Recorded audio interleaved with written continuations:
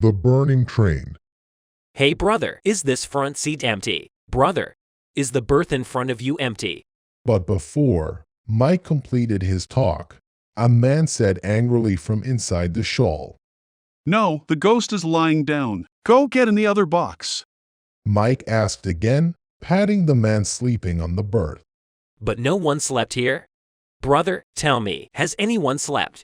On this question of Mike, the man sleeping on the berth got up angrily. What happened? Why are you troubling me? Hey, you got angry. I was just asking for the front seat. Yeah, so? But I had got the seat reservation done. Look, I have tickets too. Hey, when you have the ticket and you have made a reservation, so go ahead and lie down. What from that time? Is it vacant? Is it vacant? You were asking. That man was still speaking. That's when a gun fell down from him, which was picked up by Mike. So you are a mafia. But what is the need of it in the train? What is your danger here? Mike was looking at the gun while saying to that man that the person sitting in front snatched the gun from Mike and pricked his neck and said, Don't talk too much. Otherwise, I will destroy your life. Do you even know who I am? Jordan Peterson. Got it? But there was not a single wrinkle on Mike's face. Yes, I know. I saw your photo in the newspaper. You are running away after killing your wife. When Jordan heard this, he was shocked. His identity was now revealed. He was about to lash out at Mike again, when Mike said again, But don't you worry. I'm not going to tell anyone anything. That's why. Keep this toy in your pocket only. Because the station is going to come in 2 minutes. After listening to Mike, Jordan sat on his seat, and after a few moments the station had also arrived. Jordan was looking out of the window at a waterman. That's when Mike said to Jordan again, There is nobody at the station, and close the window quickly. People will start throwing stones as the train departs. But Jordan did not listen to Mike. He was still looking at some waterman outside the window, and the train had also started. His eyes were searching for someone in the dark, when suddenly a stone came from the air and hit the head of Jordan. Blood was pouring profusely from his head. He was about to retreat from the window in pain when he saw that the station, which was just a moment ago, was completely empty. Hundreds of people were now standing on it with stones in their hands, and they all had cut marks on their faces and bodies. All of them were looking at the blood-soaked Jordan. That's why Mike immediately got up and closed the windows on both sides. I said it. Back away from the window. Saw the result of disobeying me. But there was no one at the station. Then who threw stones at me? Jordan was trying to stop the bleeding of his head injury by pressing it with a handkerchief. That very next moment, he had to get up from his seat to go to the bathroom. That's when Mike said, Don't go anywhere now. Sit quietly on your seat. There is no one in the whole train. That's why your life can also go. Then don't tell me I didn't tell you earlier. Who are you? Don't do this. Don't do that. Sit quietly in your place. I will do whatever. You don't have to say anything. Jordan had walked towards the bathroom, saying to Mike. The bathroom was at the end of the coach. He was slowly moving towards the bathroom, looking at all the seats. He saw none other than Mike in the entire coach. When he reached near the bathroom and tried to open the door, it did not open. Tired Jordan thought that he should go to the wash basin to wash his head wound. But as soon as he turned on the tap instead of water, blood started falling from the tap. Seeing the scene, Jordan got shocked. He had just staggered back when suddenly the bathroom door opened and someone pulled him inside the bathroom. It was pitch dark inside the bathroom, due to which his breath became faster. But apart from his own breath, Jordan could hear the sound of someone else's breath. Only then, someone said something in the ear of Jordan. Didn't I tell you? Keep sitting on your seat. You may even die. Then after this, he started hearing the screams and cries of thousands of people.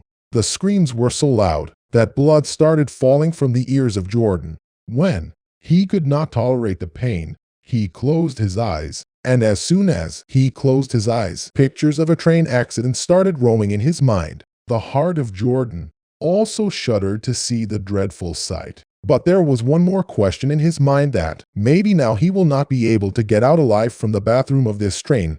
Then the bathroom door opened. Seeing whom, Jordan immediately came crawling out. But before that he could take a second breath of peace. When he looked at the roof of the train, he saw his wife's dead body hanging above him in the air, looking at him with tearful eyes. Jump, Jordan. You jump off this train now, otherwise this train will not leave you alive. These trains are full of ghosts, and everyone is thirsty for your blood. Seeing his wife back, Jordan's eyes became moist. He said pleadingly in front of his wife, Forgive me, Alina, but I could not tolerate your cheating. If I had thought for some more time, I might have decided to forgive you. But I was defeated. You cheating must have been due to my own shortcomings. Please forgive me if possible. Saying this, Jordan started crying bitterly. That's when the door of the train opened automatically, and he saw his wife on the other side of the door, who was calling him to herself with outstretched arms. Come on, Jordan. Come close to me. I forgive you. Come cuddle with me. I love you so much, Jordan. I love you. Jordan was also moving slowly toward his wife after listening to her words. One of his legs was hanging in the air outside the train, but before he could even step on his other foot, Mike caught hold of Jordan and pulled him back.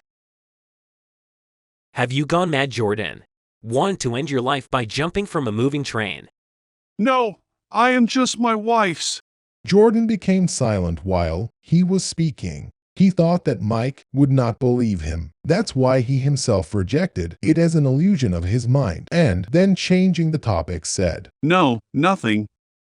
I just came to the door to get some air, but I didn't know when my attention got distracted. It's good you saved me. Let's go back to the seat now. Really, by not listening to you, life is at stake. While telling Mike, Jordan was about to go back to his seat when Mike again held Jordan's hand and stopped him. There is no time left to go to the seat now, so don't go back. If you wanted to stay alive, gotta jump off the train now. What? What new nonsense have you started? I'm going back to my seat. You also come. Jordan got rid of Mike again and was about to go to his seat when Mike said, Your wife was right, Jordan. This train wants to kill you. On hearing this, Jordan went numb. He immediately grabbed Mike by the collar and said angrily, Beware, if you say even a word about my wife, I will take out your tongue and hang you with that. Mike said, while jerking Jordan away from him. If there was so much love, then why killed her? Just because she slept with someone else? But you have also been hooking up here and there for years. What about that? It is good if it is saved, and if the other is spent, then it is a loss. Well, now is not the time for all these nonsense. The bridge is coming in the next 5 minutes. After that, there will be a train accident. No one else will be left alive. So this is your last chance. Jordan was shocked by the words of Mike. He could not understand why Mike was saying all this to him. And how did he know so much about Jordan when he had met Mike for the first time? What? But how do you know so much about me? And if you know about the accident, then you also jump with me. I am dead, but you are alive. And if you remain alive, then you will understand everything till tomorrow. And if you die, travel with me in this train tomorrow. I will wait for you. Now go jump quickly. Water will also appear in a while. Then jumping straight into the water won't hurt much. On this, Jordan said to Mike, I will not avoid your talk this time, but I have some important stuff, to which some memories of my wife are attached. I don't want to lose them. Just take that, then from where you will say, I will jump. No, don't make that mistake. Now the danger has increased. Danger is near. All spirits are angry now. They will scratch you. No one, even if I die, I will die with the memories of my wife. I'll get rid of her, but now I understand that, if I had not killed her, I would have got rid of it. After killing her, she doesn't leave my memory for a moment. Jordan had to go back to his seat while asking Mike that now he could see someone or the other sitting on every seat, whose body had many cut marks, who were crying sitting soaked in their own blood. Seeing this terrible scene, even Jordan understood that these people are not alive, but dead. And they were killed in a train accident, which is about to repeat its cycle a few minutes later. Well, somehow Jordan had touched his things after reaching his seat, and all the severed people jumped on top of Jordan in a moment, and in anger strangled him and started eating flesh from his body. Jordan was now completely covered with corpses. Now there were few breaths left in his body to count, uniting whom Jordan told himself, Alina, my punishment is that I keep myself alive with your memories, and curse myself every day for my mistake. Jordan had now made up its mind. Now, with this pain's help, he will keep himself alive in any situation. The Jordan turned it into courage and came out from the mid, stripping apart the corpses. His body was also peeled and cut at various places. He immediately came running to the door, which was already open. Jordan jumped from the train straight into the river without losing a moment. He was in the air only a few feet away from the bridge. That there was such a loud explosion that the heart of Jordan shuddered.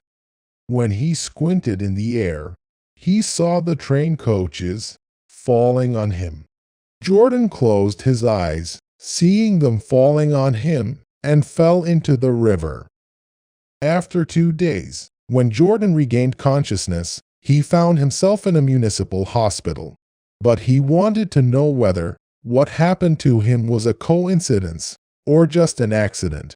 To know this, when he started sifting through his newspapers, he came to know that June 6, 1981, Hand Express train, there was an accident. In about 3,000 people were killed. But the government has always been denying this fact. And this accident happened exactly 1 year ago. On the same day, Jordan killed his wife. So what happened to Jordan was just a fluke. Just like we offer tribute to our ancestors every year, in the same way, every year the souls of the dead also mourn each other by sitting on that train. So, if tomorrow you also become a part of any cycle, or you also have any story related to any cycle, then do tell us in the comments section.